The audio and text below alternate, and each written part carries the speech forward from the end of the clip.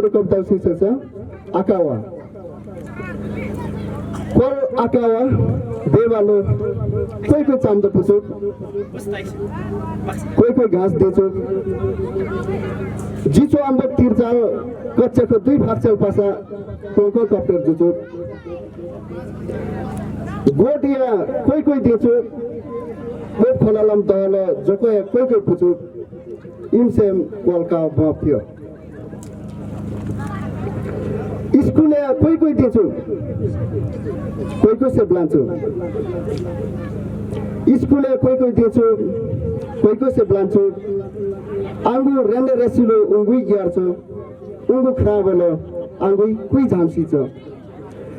गार्जा चार्जा कुलुम चलै उनी फा कोही